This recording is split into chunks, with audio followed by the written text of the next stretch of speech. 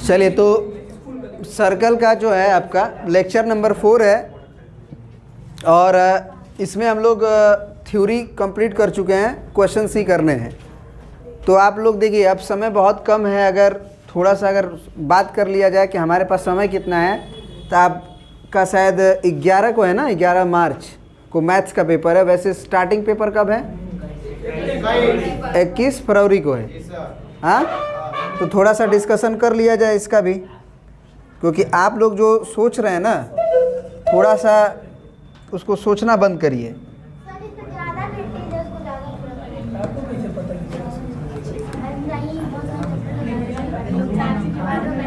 सुनिए, hello hello, थोड़ा सा इस पे गौर करिए, बहुत इंपॉर्टेंट बातें चल रही हैं।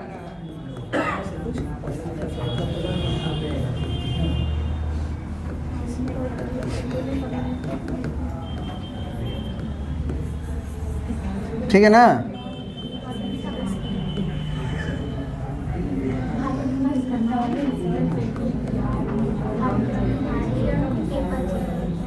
इधर देखिए थोड़ा सा, आपका आज जो है कितना है? 15/2000 आज बीत ही नहीं गया, तो 15 मान लो, है ना? तो 15 दिसंबर 2023 है। और फर्स्ट एग्ज़ाम कब है तुम्हारा? फर्स्ट एग्ज़ाम तुम्हारा है 21 फरवरी 2024। सही है?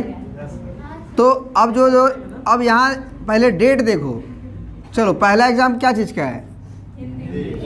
हिंदी का है, प्यारा सा। फिर दूसरा एग्ज़ाम इंग्लिश का कब है?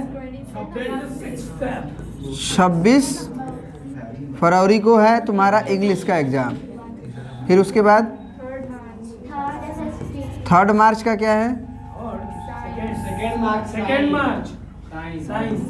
2 मार्च का है साइंस। उसके बाद 7 मार्च को SST। उसके बाद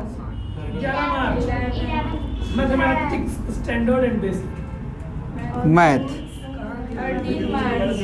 फिर क्या है? चलिए, IT है, इंफॉर्मेशन टेक्नोलॉजी। नहीं तो आपके स्कूल में पढ़ाया नहीं जाता, इसका मतलब थोड़ी कि वो सब्जेक्ट नहीं है। अब इधर देखिए ध्यान से, मोटा मोटी आप मान के चलिए आपके पास तैयारी करने का कितना दिन समय है? आप जो है इसमें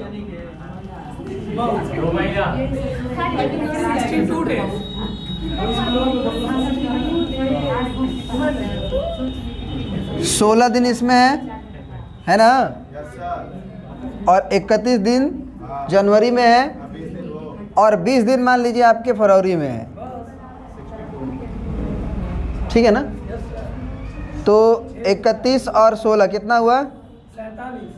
47 और 20 67 डेज। ठीक है? अब ये जो 67 डेज आपका बचा हुआ है, उसमें आपके सब्जेक्ट कितने हैं? 5 मोटा मोटी मान लीजिए, 6 मान लीजिए आप। ठीक है? अब सुनिए, इधर बिना मतलब का बात करोगे 2-4 को पीट पाट देंगे। सीरियसनेस है ये नहीं है, गधा सब। बात लिखा क्या गया है? Important things for your exam, और हर चीज़ में ये कौची है बे? जी बाल है। 67 डेज तुम्हारे पास बचा हुआ है। अब इस 67 डेज में तुम्हारे पास 5 सब्जेक्ट है, मानो मोटा मोटी। कितनी तैयारी तुम्हारे सब्जेक्ट्स की हैं, और एक सब्जेक्ट में कितने चैप्टर हैं, उसको ज़रा समझने की कोशिश करो। एक दिन में तुम्हारे पास समय कितना है सेल्फ स्टडी के लिए, इस पे विचार करो। 4 से 5 घंटे। थोड़ा देख लिया जाए उसको भी।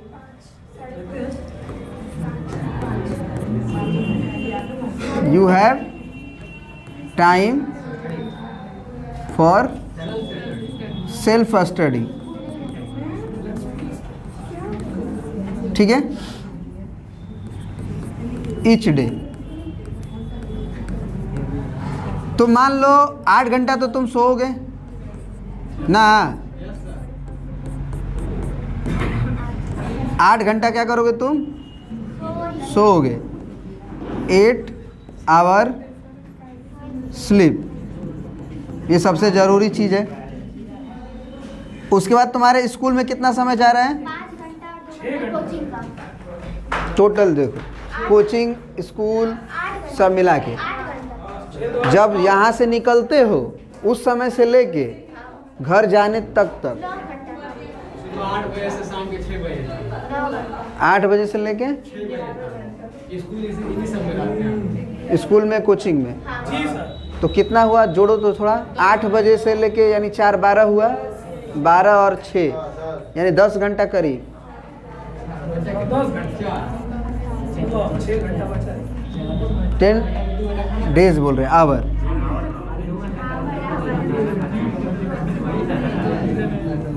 कोचिंग प्लस स्कूल, इसको तुम पढ़ने में काउंट कर सकते हो कि तुम पढ़ रहे हो, क्योंकि जहाँ भी अब पढ़ाई होगा स्कूल में चाहे कोचिंग में, वो for your exam point of view, तो ये तो ज़रूरी चीज़ है। इसमें कुछ पढ़ ही रहे हो, ऐसा नहीं है कि नहीं पढ़ रहे हो। लेकिन इसके अलावा तुम अपना सेल्फ स्टडी कितना समय में करोगे, देखो 10 8 18 घंटा हुआ, यानी कितना बचा, 6 घंटा। 2 घंटा मान लो उसमें तुम नहाओगे, धोओगे, खाओगे, पियोगे। वो कौन करता है, नाटक कौन करता है? हाँ, उसमें खाने पीने में जाएगा ना, थोड़ा सा शॉर्ट वीडियो मोबाइल चलाने में भी जाएगा। उसमें अब नहीं जा रहा होगा, जा रहा, अभी भी जा रहा है, उसको रोक दो। अगर जा रहा है तो उसको रोको। अब मान लो ये सब एक्स्ट्रा कैरिकुलम कर सकते हो, एक्स्ट्रा कैरिकुलम। अब तुम्हारे पास मोटा मोटी बचा 4 आवर। ठीक है, अब ये 4 घंटा में तुम्हारे पास देखो चैप्टर्स कितने हर सब्जेक्ट में। इंग्लिश ले लो, चाहे SST ले लो, चाहे साइंस ले लो, चाहे मैथ ले लो, मतलब तुम्हारे पास टाइम बिल्कुल है ही नहीं। तो इसका मतलब तुम टाइम कहाँ से निकाल सकते हो, एक इधर से, स्लीप को कम करें। एक इधर से निकाल सकते हो और एक इधर से निकाल सकते हो।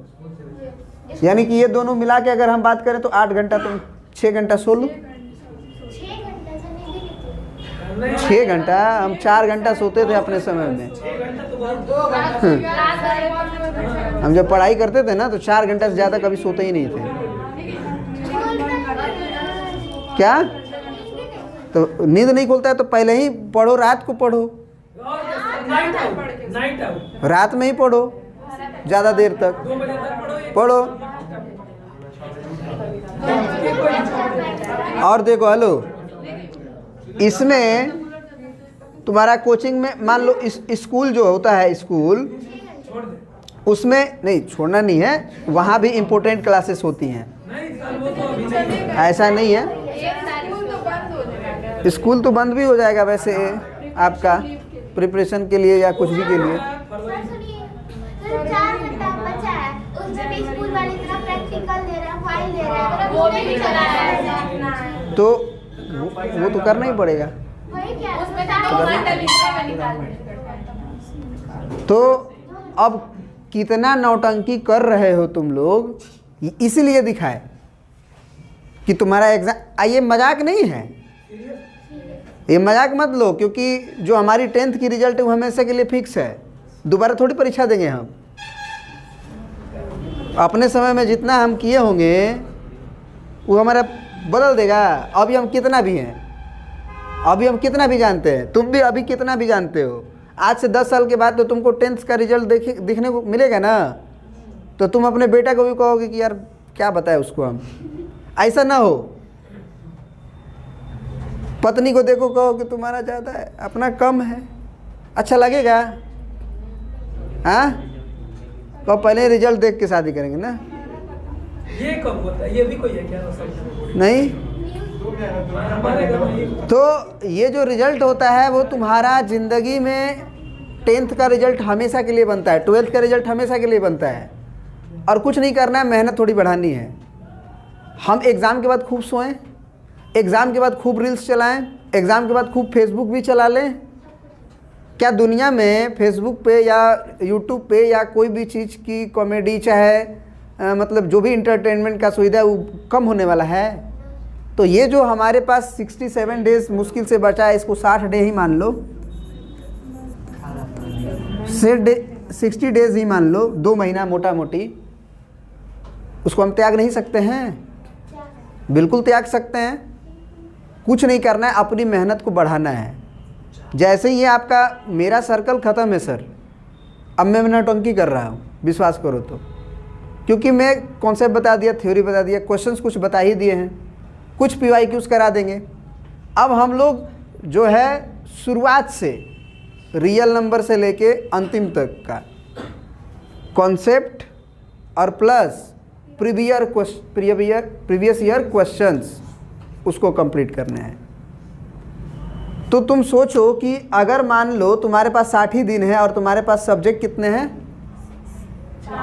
5। सुनना ध्यान से, 5 से डिवाइड करो 16, यानी कि मोटा मोटी 12 डेज तुमको एवरी सब्जेक्ट के लिए मिल रहा है। अब 12 डेज, सुनना इंपॉर्टेंट बात बता रहे हैं, 12 डेज तुमको फॉर ईच सब्जेक्ट, कोई दिक्कत? अब ये मत कहना सर अगो तो टाइम मिलेगा 26 से 2 मार्च तक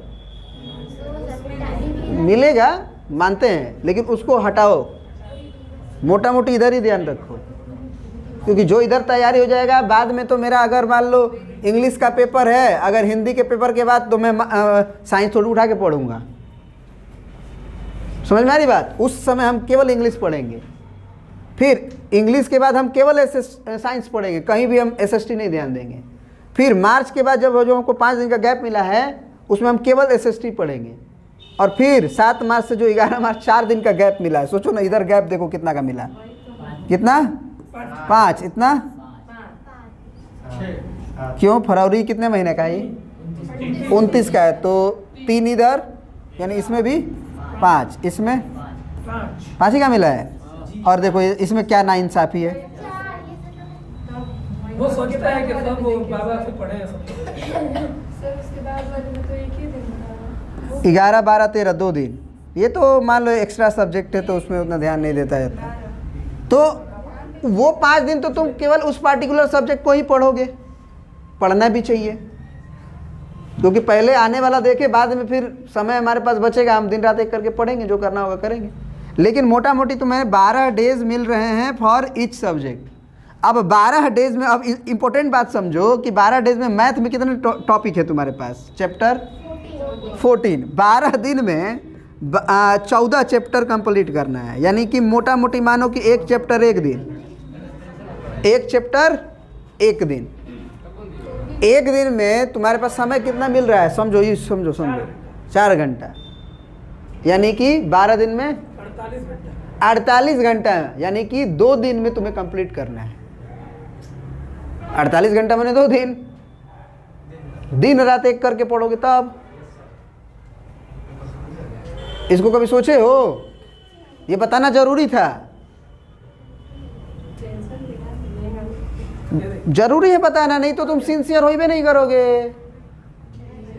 सिंसियर कराना जरूरी है। जिंदगी में मजे आ रहे हैं, चल रहे हैं वैसे, बस एग्जाम आएगा, पेपर देने चले जाएंगे। सोच बहुत समय है, तुम देख लो 4 घंटा तुम्हारे पास सेल्फ स्टडी के लिए मिल रहे हैं। मान लो कुछ दिन में स्कूल बंद हो जाएगा तो और भी मिलेगा, लेकिन फिर भी कितना मिल जाएगा? मान लो सब सब्जेक्ट है तो मान लो और 3 घंटा उठा लो ना,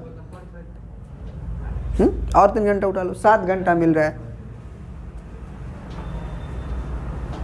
लेकिन सब सब्जेक्ट के लिए देना है समय तुम्हें, तो तुम्हारे पास समय बहुत कम है, क्योंकि एक चैप्टर एक दिन में कंप्लीट करोगे तब जाके तुम्हारा सब होगा। एक दिन में कंप्लीट नहीं होता है।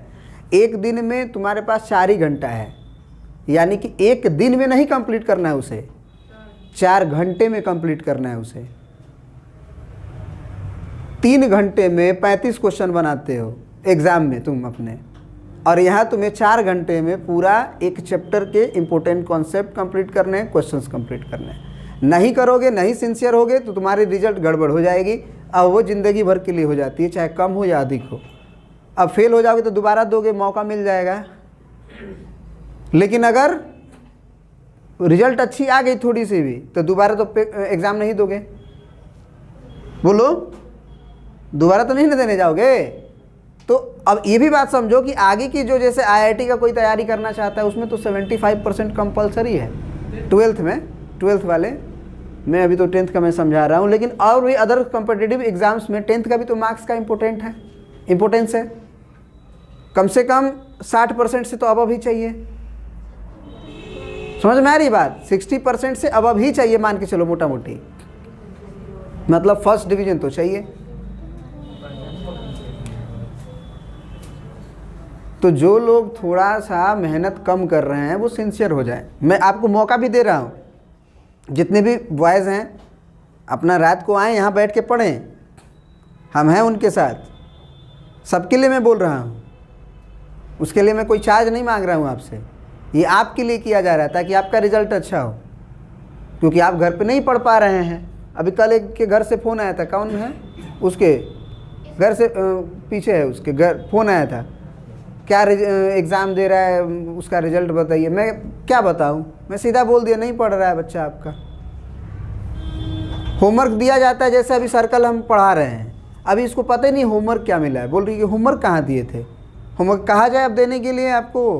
NCERT का 6वां क्वेश्चन शायद मैं बताया था, याद होगा हमको, हाँ 6वां क्वेश्चन बताने वाले था मैं, और पिछले क्लास में हुआ भी था। तो 6वां 7वां 8वां 9वां 10वां मैं बोलूँ कि भैया तुम NCERT का 6 से आगे करना। कॉमन सेंस नहीं है कि सर्कल पढ़ाई हो रहा है, 6 तक क्वेश्चन बना दिया गया है तो आगे का होमवर्क ही होगा। क्या सीरियसनेस है और क्या नौटंकी चल रहा है ज़िंदगी में। ऐसी थोड़ी होती है पढ़ाई। हम लोग भी पढ़े हैं अपने समय में, याद आती है सारी बातें कि कैसे हम लोग पढ़ते थे।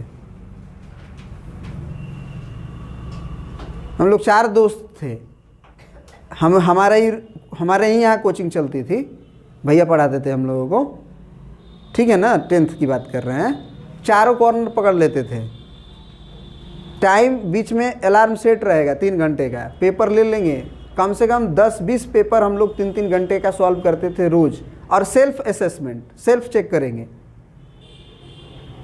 क्योंकि भैया कितने लोग का कॉपी चेक करेंगे, कहाँ गड़बड़ी हो रही है, कितने लोग का पहचानेंगे। सबको बोल देते थे कि अपना अपना पूरा बिल्डिंग ही थी हम लोगों की, तो बिल्डिंग में सब अपना सेट था, लड़का अपना अपना बना रहा है, कुछ लोग नहीं भी आ रहा है। समझ में आ रही बात? चारों कॉर्नर पकड़ के अपना सॉल्व कर रहे हैं, और फिर लास्ट में हम देखेंगे कि कहाँ पे हमारी कितने मार्क्स आया, उसका आंसर मिला लेंगे, फाइनल आंसर सही है, मतलब स्टेप भी सही होगा। समझ में आ रही बात? उसके बाद 1-2 को गड़बड़ हुआ या हमसे नहीं बना, उस प्रैक्टिस पेपर को हम लोग पहले देखते नहीं थे, एक भी बार देखेंगे नहीं, डायरेक्ट एक टेस्ट बना रहे हैं, एक टेस्ट दे रहे हैं जो CBSE में देते हैं, और उसके बाद हम लास्ट में देखेंगे कि हमारा कौन सा पोर्शन वीक है। सर्कल वाला क्वेश्चन हमसे नहीं बन रहा है, या फिर एरिथमेटिक वाला नहीं बन रहा है, या फिर ट्रायंगल वाला नहीं बन रहा है, कौन सा नहीं बन रहा है। और उसको बनाने से हमें पता भी चलता था कि किस तरह का एग्जाम में पेपर आ रहा है, 3 घंटा में मेरा पेपर हो रहा है कि नहीं। तो ये सारी चीज़ें आप ही को ना करना पड़ेगा। 2 महीना 3 महीने बाद हम जिंदगी भर का नौटंकी करेंगे, लेकिन ये 2 महीना 3 महीना नौटंकी छोड़ के अपना सीरियसनेस से पढ़ाई करिएगा। मम्मी पापा भी खुश रहेंगे, कहेंगे नहीं बेटा मेरा पढ़ा है। CBSE में आप नहीं समझ सकते हैं, सबके पास औकात नहीं है CBSE के स्कूल में पढ़ा देने का, कोचिंग भेज देने की। आप ही लोग को हम बोलते हैं, जब हमारे समय में हमारे सर बोलते थे कोचिंगें छोड़ देते थे।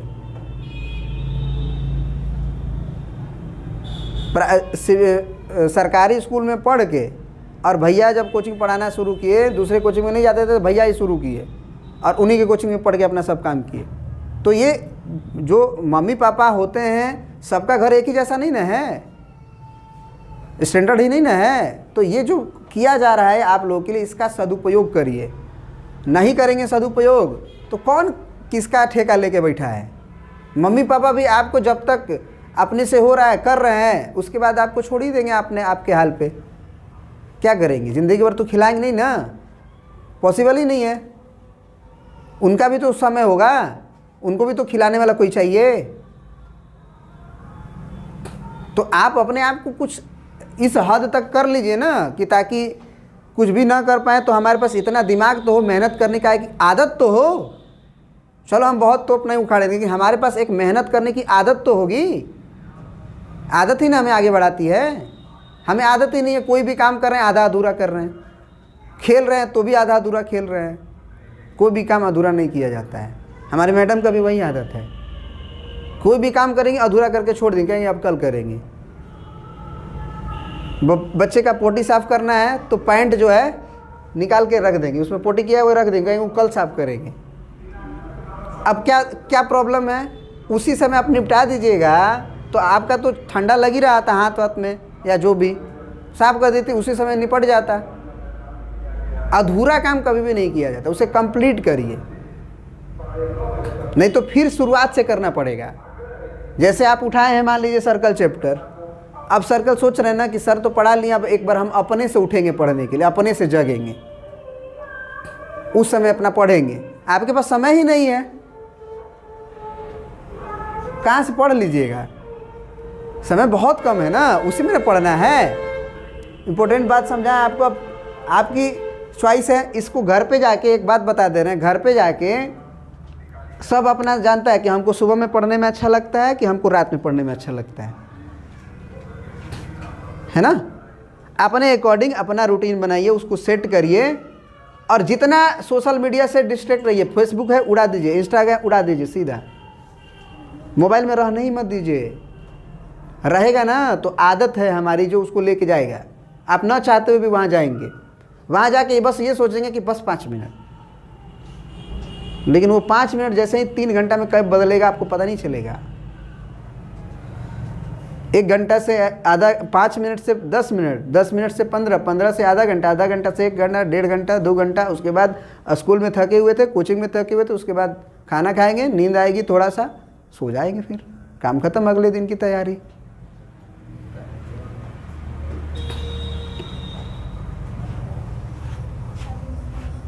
तो ये भी बात जब समझाना ज़रूरी था।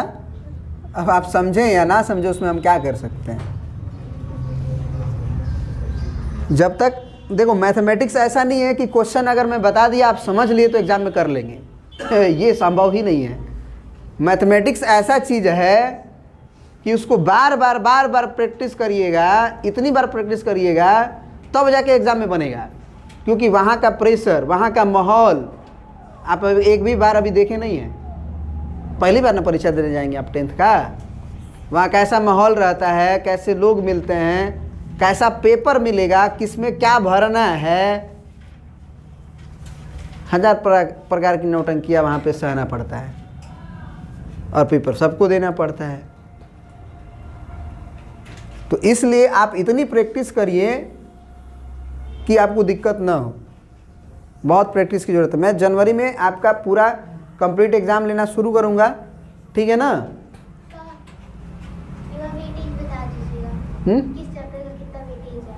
वेटेज तो आपका सीधा लिखा हुआ है, मांग के लाइए, हम अभी बता देते हैं वेटेज। तो बता दीजिए। चलिए, तो ये आपका क्या है, मार्क्स स्कीम है कह सकते हैं। आपको नंबर सिस्टम से कितने क्वेश्चंस आने वाले हैं, कितने भी आने वाले हैं, लेकिन 6 नंबर के आएंगे। अब 6 नंबर में फिक्स क्या है, √2 is an irrational number, prove that. Product of 2 number is equal to LCM into HCF। Relation बताना पड़ेगा। और P बराबर A² B² QQ और B बराबर R⁵ P⁵ 3 LCM HCF fix है। बस अलजेब्रा में आपका एक ही चैप्टर नहीं है। अलजेब्रा में आपका पहले आएगा क्या, पॉलिनोमियल, फिर लीनियर इक्वेशन, फिर क्वाड्रेटिक, अरिथमेटिक प्रोग्रेशन, वो पूरा मिला के आपका 20 नंबर है। समझ रहे हैं ना आप? जिसमें पोलिनोमियल में अगर कहें तो sum of zeros and product of zeros से क्वेश्चन देगा, find the value of k वाला। लीनियर इक्वेशन से ग्राफ देगा, ठीक से है। और नंबर ऑफ सॉल्यूशंस से मैंने कहेगा कि लाइंस जो है वो इनफाइनाइट सॉल्यूशंस दे रहा है तो के का वैल्यू बताइए, या यूनिक सॉल्यूशन दे रहा है तो अब के का वैल्यू बताइए, उस तरह का। फिर आप पेयर ऑफ लीनियर इक्वेशन हो गया। अगला क्या पेयर ऑफ लीनियर इक्वेशन के बाद पेयर ऑफ, हाँ क्वाड्रेटिक है, तो क्वाड्रेटिक से भी वही वर्ड्स प्रॉब्लम एक देख सकता है। क्यों भाई? डी दे सकता है उसका, डिस्क्रिमिनांट के रिगार्डिंग के का वैल्यू बताइए यदि दोनों रूट्स इक्वल और रियल हैं। समझ में आ रही बात? वहाँ से एक क्वेश्चन देगा। क्लियर है बात? समझ में आ रही है? तो वो पूरा मिला के आपका 20 नंबर का है। कोऑर्डिनेट ज्योमेट्री देखिए, कोऑर्डिनेट ज्योमेट्री से 6 नंबर का। अब उस कोऑर्डिनेट ज्योमेट्री में क्या पूछ सकता है? वो एस निकालना है, वाई निकालना आपसे डिस्टेंस फार्मूला के रिगार्डिंग दे सकता है कि ये 3 पॉइंट्स कोलिनियर हैं, या फिर ये 4 वर्टिसेस पैरेललोग्राम के हैं या रोम्बस के हैं, या फिर अगर एक पैरेललोग्राम के 4 वर्टेक्स से दिए हुए हैं उसमें से एक अननोन कर देगा, उसको निकालिए। तो मिड पॉइंट थ्योरम से निकालते हैं, क्योंकि पैरेललोग्राम के डायगोनल एक दूसरे को बाइसेक्ट करते हैं, वहाँ से क्वेश्चन दे देगा। हो गया 6 नंबर। अब ज्योमेट्री में आप आ जाइए ट्रायंगल में। समझ रहे हैं आप? ट्रायंगल। अब ट्रायंगल से 15 नंबर का क्वेश्चन पूछ रहा है, तो सब बस ट्रायंगल ही नहीं होता। 15 नंबर केवल ट्रायंगल से। हाँ, ये सब आ जाएंगे। सर्कल भी आ जाएगा। एरिया रिलेटेड टू सर्कल उसमें थोड़ी आएगा, वो अलजेब्रा में आ जाएगा, अलजेब्रा में आ जाएगा वो। चलिए मोटा मोटी आप समझ गए ना ट्रिग्नोमेट्री से 12। अब ट्रिग्नोमेट्री का मतलब हाइट एंड डिस्टेंस के साथ। वो सर उसमें सबसे ज्यादा दिक्कत है उसी में। किसमें? वही वो हाइट एंड डिस्टेंस में ना, वो बच्चे को जिंदगी भर दिक्कत रहती है। अब मात्र 2 ही कॉन्सेप्ट है उसमें, एंगल ऑफ एलिवेशन और एंगल ऑफ डिप्रेशन। वही तो। और एक कॉन्सेप्ट ये है कि एक राइट एंगल ढूंढना है जिसमें आपको बेस परपेंडिकुलर हाइपोटेनस से लिंक हो रहा हो, बस बात खत्म हो जाती है। आपको हिंदी इंग्लिश में पढ़ने में दिक्कत है, फिगर बनाने में दिक्कत है, उसका हिंदी वर्जन पढ़िए ना, कि आपको हिंदी भी तो देगा।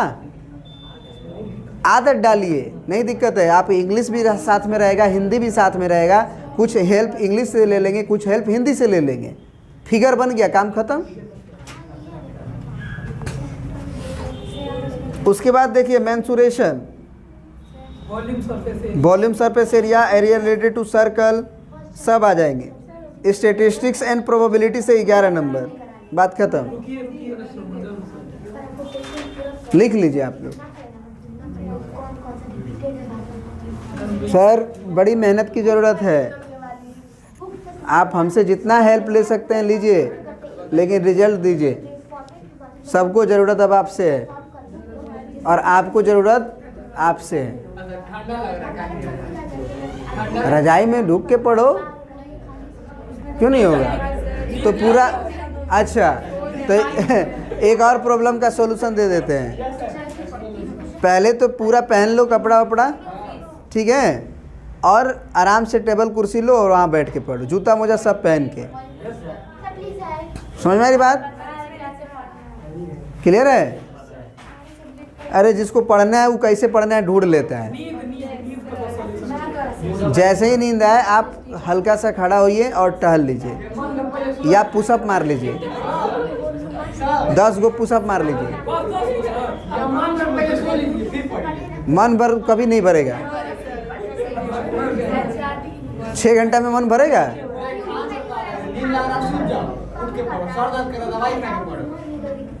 6 घंटा में दिमाग को आदत बना दियो 10 घंटा सुलाने का। वो सर खान सर उसके लिए कंपटीशन एग्जाम के लिए बोल रहे हैं, ये बोर्ड में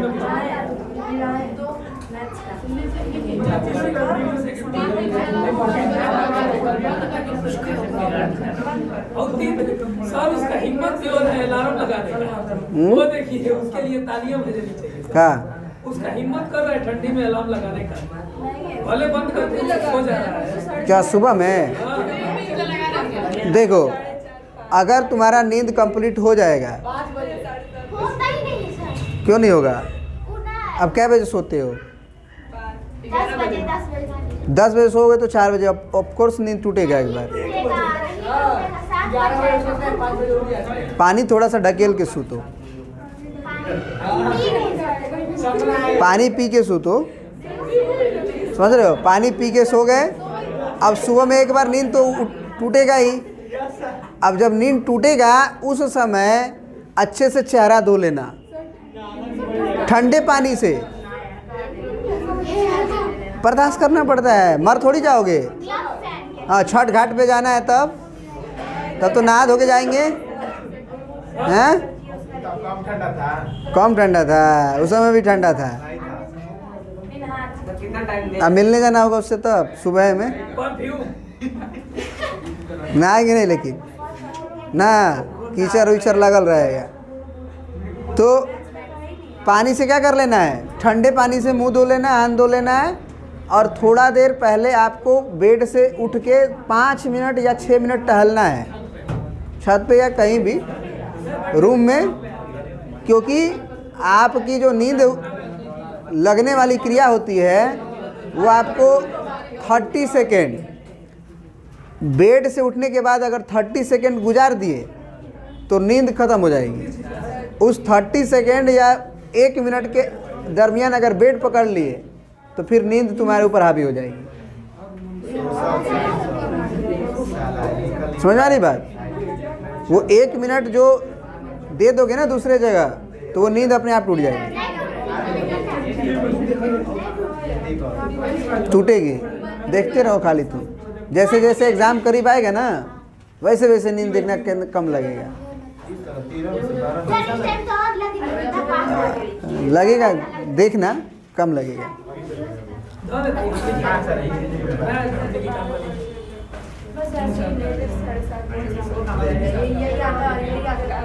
यहाँ तक ये कराना था कि हो गया था? हो गया था ना? अरे सर, इसमें आप इसको x मान लो। देखो इधर, सबसे पहले बाहरी बिंदु से अगर कोई भी टेंजेंट खींचे जाएंगे उसकी लंबाइयां बराबर होंगी, तो इसको x मान लो, तो ये भी। अब यहाँ भी बाहर पॉइंट है और 2 टेंजेंट खींची गई हैं। पॉइंट ऑफ टेंजेंट तक की दूरी को क्या बोलते हैं? पॉइंट ऑफ कांटेक्ट तक की दूरी को लेंथ ऑफ टेंजेंट। तो ये y हुआ, तो अगर ये w हुआ तो ये z हुआ। तो ऐसा नहीं है कि इसी को x मानना है, आप कहीं से भी शुरू कर सकते हैं, यहाँ से भी चाहे यहाँ से भी, बस लेंथ ऑफ टेंजेंट बराबर होती हैं। दिस है ना। आप x की जगह पे a ले लीजिए, ये a तो ये भी है, ये b तो ये भी, ये c तो ये भी c, ये d तो ये भी d। और एक बात अपने प्रूफ में लिखिए, क्या लिखेंगे आप? कि length of tangent from external point are equal see in figure. अब वो फिगर को देखेंगे साहब, जो चेक कर रहे हैं वो समझ जाएंगे कि ये बच्चा जेड को ये जेड लिखा है, उस डब्लू को डब्लू लिखा है, ठीक है। उसके बाद जो आपको प्रूफ करना है उसका लेफ्ट हैंड साइड लीजिए, वो क्या है? अब जो है आप इस ए बी सी डी को जो माने उसके अकॉर्डिंग ले जाइए। ए बी कहाँ है? ये है, यानी x प्लस सी डी क्या है? C D. रहने दीजिए इसको। अब राइट हैंड साइड लीजिए, वो कितना है? A D plus B C. A D कितना है आपका? A D A D X plus Z plus B C, B से सी तक डब्लू प्लस वाई। अब ध्यान से देखिए, आप इसमें इंटरचेंजिंग कर सकते हैं कि नहीं? 2 में 4 जोड़िए, 5 जोड़िए, 6 जोड़िए, या पहले 2 में 6 जोड़ लीजिए, फिर 2 जोड़िए, फिर 5 जोड़िए, जोड़ी तो रहे। तो पहले x में पहले y लिख लीजिए और फिर W लिख लीजिए और लास्ट में Z कर दीजिए। तो ये जो कहानी थी वास्तव में इसी से आया हुआ है, बोलिए। और इस कहानी को आप क्या लिख सकते हैं, AB प्लस CD। तो AD प्लस BC की लंबाई आपकी प्रूफ हो गई ये बात। हो गया सर, हो गया। समझ गए? 2-3 कॉन्सेप्ट है सर। लेंथ ऑफ टेंजेंट बाहरी पॉइंट से बराबर होती है। अब यहाँ देखिए, ये कह रहा है कि इस आकृति में आप जो एंगल AOB को 90, देखो मेरे को इंग्लिश मान लो नहीं समझ में आ रहा है, हम एग्ज़ाम में क्वेश्चन पढ़ रहे हैं तो हम ज़बरदस्ती अंग्रेजी नहीं पढ़ेंगे, हम वहाँ पे अपना ये नहीं दिखाएंगे हम हिंदी थोड़ी पढ़ेंगे, हम तो CBSE वाले हैं। वो 3 घंटा में जो CBSE निकल जाएगा तुम्हारा फिर। डाटा पढ़ो, हाँ। सब बराबर। जिससे हेल्प मिले तुरंत पढ़ो, समझो, बना लो फिगर। इन्होंने बोला है XY और X dash Y dash O केंद्र वाले किसी वृत्त की 2 समांतर स्पर्श रेखाएं। तो देख ही रहे हो समांतर स्पर्श रेखाएं, ये लाइन भी दिख रहा है। समानांतर होगा तो निश्चित रूप से डायमीटर होगा। ये ऑलरेडी प्रूफ किया जा चुका है एक थ्योरम में कि एक डायमीटर के एंड किसका मोबाइल है भाई, डायमीटर के एंड पॉइंट पे खींची गई समानांतर रेखाएं होती हैं। कैसे? ये एंगल को 90 प्रूफ किए थे, ये एंगल को 90 प्रूफ किए थे, याद है ना? तो डायमीटर, ये डायमीटर के एंड पॉइंट पे ही खींची गई हैं। अब हमको ये प्रूफ करना है कि ये भी हमारे पास एक टेंजेंट है XY भी, और X डैश Y डैश भी क्या है एक। और आगे बोल रहा है कि XY को A तथा X डैश Y डैश को B पर प्रतिच्छेद करती है। कौन? वही। जो AB एक और स्पर्श रेखा खींची जा रही है C पे, लिखा गया है ना। और स्पर्श बिंदु C पर स्पर्श रेखा AB, C पर स्पर्श रेखा AB XY को A पे और X डैश Y डैश को B पे प्रतिच्छेद करती है। तो आप प्रूफ करिए कि एंगल AOB यानी ये एंगल क्या डिग्री है, 90 डिग्री है। तो इसके लिए आपको क्या किया गया कि थोड़ा देर के लिए आप इसको इससे मिला दीजिए, कोई दिक्कत? आप इसको क्या करिए, इससे मिला दीजिए। और मिलाए हैं तो डॉटेड लाइन से करेंगे, कोई दिक्कत? ये ट्रेंगल और ये ट्रेंगल सर कॉन्ग्रुएंट होगा। Yes sir. इसके कॉन्ग्रुएंट होने से, इसके कॉन्ग्रुएंट होने से आप यहाँ वाला एंगल को बराबर कर सकते हैं, ये एंगल को इस एंगल के कर सकते कि नहीं? कैसे? ये साइड के बराबर लेंथ ऑफ टेंजेंट, ये रेडियस और ये भी बराबर, ये साइड दोनों में कॉमन, ये साइड दोनों में। तो आप कह सकते हैं ना कि ट्रेंगल POY, Y नहीं A, POA is congruent to triangle. नहीं नहीं नहीं, ध्यान देना पड़ता है कि आपने ऑर्डर का है ना, आपने PO बोला है, CO बोलिए, COA बोलिए, समझ रहे हैं आप? हाँ। कैसे? By side congruency. आप चाहें तो लिख सकते हैं पूरी कहानी कि OP बराबर OC बराबर क्या, रेडियस, AP बराबर AC बराबर लेंथ ऑफ टेंजेंट, और OA बराबर OA कॉमन। कोई दिक्कत?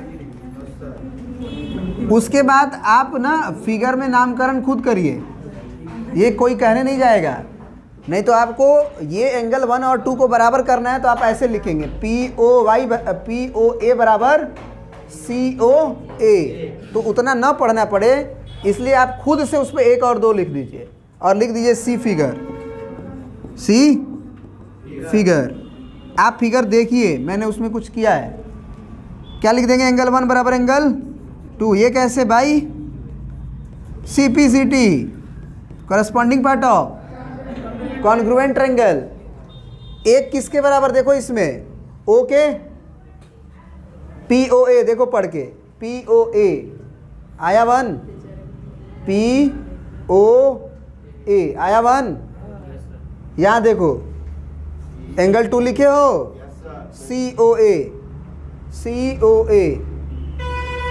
कैसे?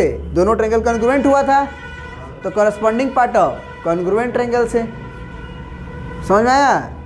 सिद्धि क्या कर रही हो? समझ लो, ठीक है ना। लिखने वाला काम तो घर पे भी कर लोगे। एंगल 1 बराबर एंगल 2 हो गया। सिमिलरली उसी प्रकार नीचे वाला ट्रायंगल को देखो, triangle QOB is congruent to triangle QOB, congruent to COB,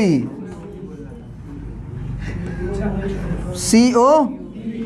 अब हम लोग करेंगे इस एंगल को इस एंगल के इक्वल, क्योंकि हमारा ये भी तो एक्सटर्नल पॉइंट है। यहाँ से टेंजेंट ये खींचा गया, ये खींचा गया, तो ये साइड के बराबर रेडियस के कारण, ये लेंथ ऑफ टेंजेंट के बराबर, ये कॉमन साइड हो गया। तो सिमिलरली लिख देंगे ये ट्रायंगल सिमिलर है, इसलिए एंगल 3 बराबर एंगल। अब देखो ध्यान से, यहाँ पे एंगल 1 बराबर 2 आया था, इसको इक्वेशन 1, और यहाँ पे 3 और 4 बराबर था, इसको इक्वेशन नंबर 2। अब दोनों को जोड़ देंगे, दोनों क्या कर देंगे? जोड़ देंगे।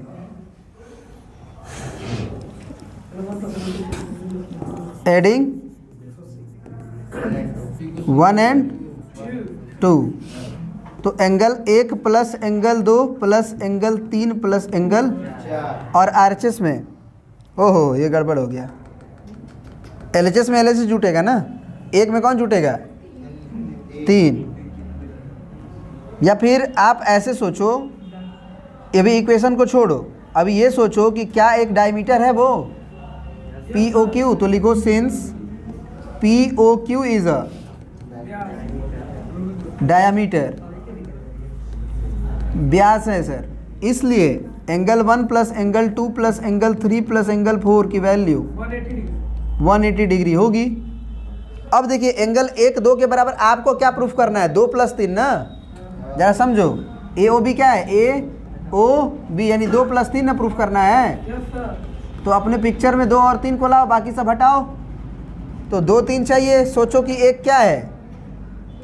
2 के बराबर, तो 1 के नीचे लिख दो एंगल 2, पहले से एंगल 2 ठीक है, एंगल 3 भी ठीक है, 4 को हटाओ यहाँ से, 4 3 के बराबर 100।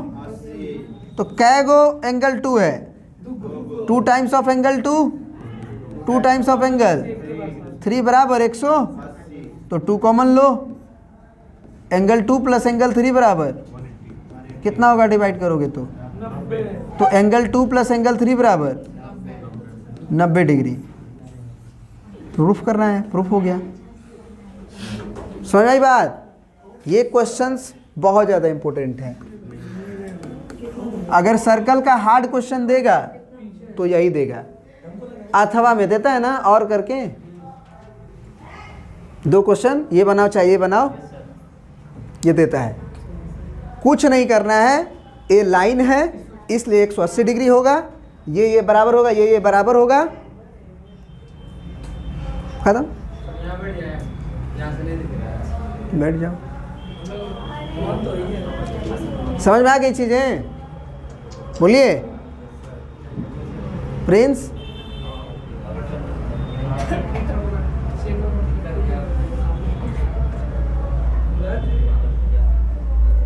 हट जाए, हो गया? समझ में आ गया?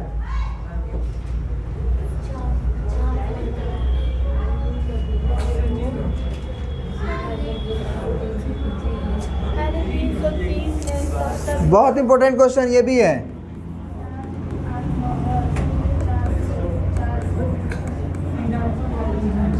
समझे? क्या कह रहा है कि prove that the angle between the 2 tangents drawn from an external point. पहले इतना बनाओ, एक एक्सटर्नल पॉइंट से क्या किया गया है?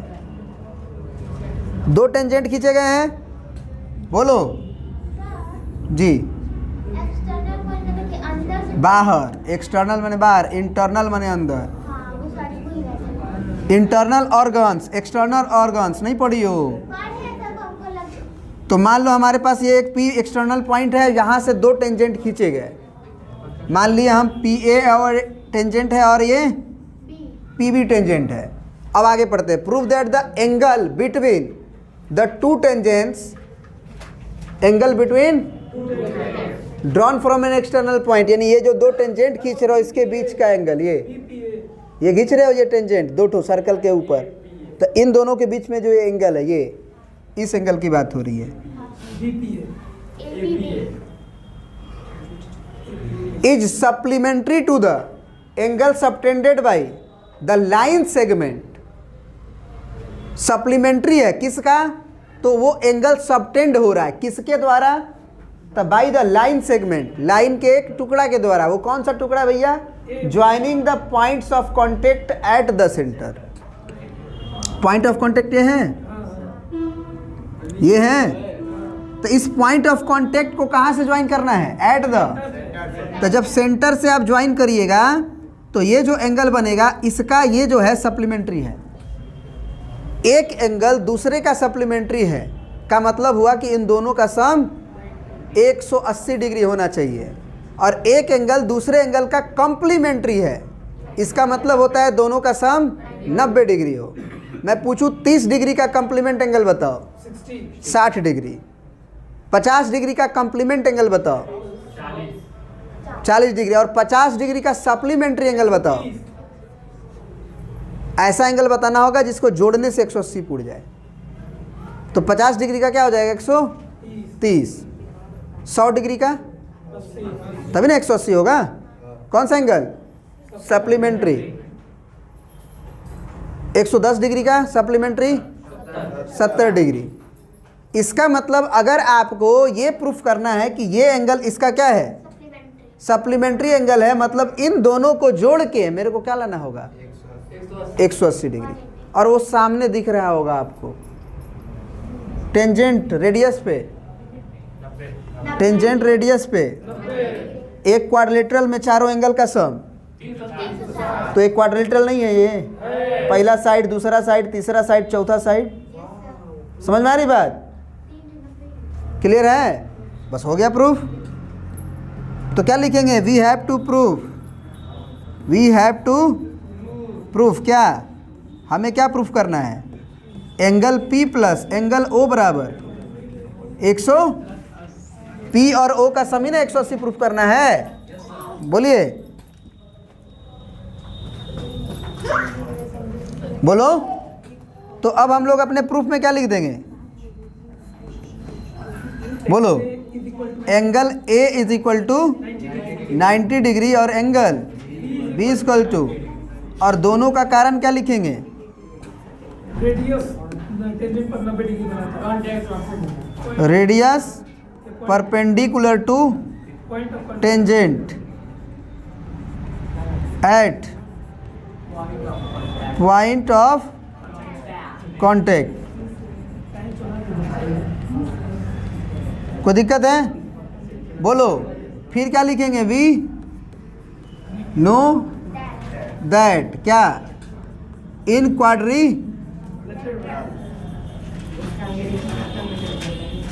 कौन सा? PAOB, PAOB, PAOB।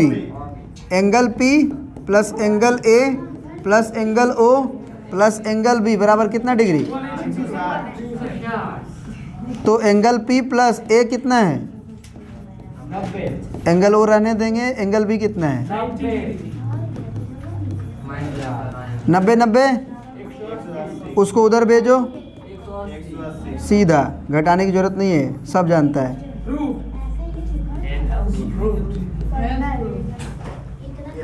एक एंगल को दूसरे एंगल का हिंदी में इसको समपूरक कोण बोलते हैं। क्या बोलते हैं? समपूरक कोण। सिद्ध कीजिए कि किसी बाह्य बिंदु से किसी वृत्त पर खींची गई स्पर्श रेखाओं के बीच का कोण, किसी वृत्त के बाह्य बिंदु से स्पर्श रेखाओं के बीच का कोण, उन स्पर्श बिंदुओं को मिलाने वाली रेखाखंड जो केंद्र पर आंतरित कोण करता है, नहीं, रेखाखंड द्वारा केंद्र पर आंतरित कोण क्या करता है, समपूरक होता है। यानी इन दोनों का सम कितना डिग्री, समझ में आ गई बात? सर हो गया ना? 4 मिनट बाकी है ना। ये देखो, ये इंपॉर्टेंट क्वेश्चन है, सारा इम्पोर्टेंट है सर। बहुत इंपॉर्टेंट है। हर साल इसी तरह के क्वेश्चन पूछते हैं, कहीं ना कहीं तुम्हारे सीबीएसई के PYQs में ये मिले हुए हैं। Prove that the parallelogram circumscribing a circle is a rhombus. कह रहा है कि अच्छा एक बात बताओ, पैरेललोग्राम जब समझते हो किसे कहते हैं? आमने सामने की साइड्स पैरेलल हो। तो अगर सुनो, अगर एक सर्कल में तुम पैरेललोग्राम को सर्कमस्क्राइब करोगे तो वो बेचारा पैरेललोग्राम जो है वो रोम्बस बन जाएगा, तभी ऐसा होगा। ये प्रूफ करो। सर चारों टेंजेंट बराबर होगा तो हो जाएगा। और 90 डिग्री बनाएगा भी रेडियस पे टेंजेंट। तुम क्या कर रहे हो ना, उसको लिखोगे तब पता चलेगा। हवा में बोल रहे हो अभी। क्या प्रूफ करना है sir? Proof that the parallelogram circumscribing, parallelogram जिसको कि तुम सर्कमस्क्राइब करो, कहाँ पे? एक सर्कल के ऊपर। तो पैरेललोग्राम देखो यहाँ पे पहले समझो, ये तो हमारे पास स्मार्ट बोर्ड की खासियत है कि ये तुम्हारे पैरेललोग्राम हो गए कि नहीं हो गए? अब इसमें अगर तुम ये बनाना चाहो एक सर्कल अंदर, तो नहीं बना पाओगे। इस पैरेललोग्राम में तुम सर्कल नहीं बना पाओगे। सर्कल बना के सर्कल बनाओगे तो वो क्या होगा, समझो इस बात को। देखो जैसे ये सर्कल है तुम्हारे पास, इस सर्कल को डालोगे तो ये 2 ही साइड को टच कर पाएगा, तीसरा को नहीं कर पाएगा, या तीसरा को करेगा भी तो चौथा को नहीं कर पाएगा। और सुनो, अब चौथा को कब करेगा, यही प्रूफ करना है कि बेचारा अगर ये पैरेललोग्राम जो है क्या बन जाए, रोम्बस बन जाए, माने कि चारों साइड्स बराबर हो जाए, तभी सर्कमस्क्राइब करेगा क्वाड्रिलेटरल। यानी कि पैरेललोग्राम जो बना रहे हो सर्कल के ऊपर, अगर वो सर्कमस्क्राइब कर रहा है, यानी कि बाहर के तरफ से टच कर रहा है सर्कल को, तो वो पैरेललोग्राम को मजबूरी हो जाएगी क्या होने की, रोम्बस। यानी उसके चारों साइड बराबर होंगे तभी ऐसा घटना घटेगा। ये साबित करिए। तो हमें क्या गिवन है सर? हमें क्या गिवन है? ABCD। ABCD is a parallelogram and circumscribe a circle. ये भी तो बात दिया है, एंड सर्कमस्क्राइब नहीं, the circle. ABCD is a parallelogram and circumscribe the circle जिसका सेंटर O, रेडियस R। कोई दिक्कत है?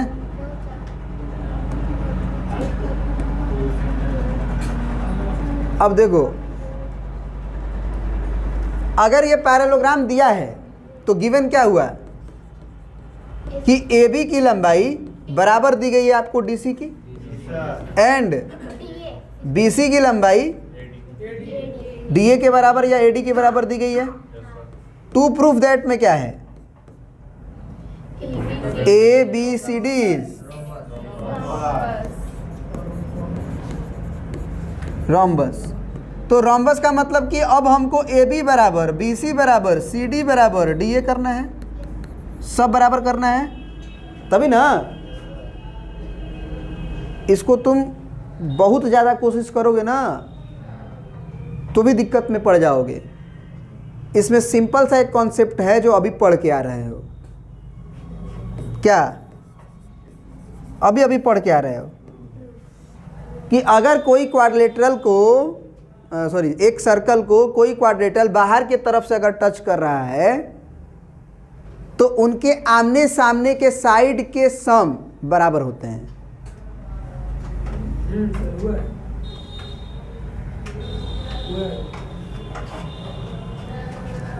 बाहर की तरफ से टच कर रहा था तुम्हारा क्वाड्रिलेटरल, तो उनका आमने सामने का AB प्लस CD बराबर AD प्लस, ऐसा सारे क्वाड्रिलेटरल के लिए सही है, पैरेललोग्राम के लिए ही नहीं।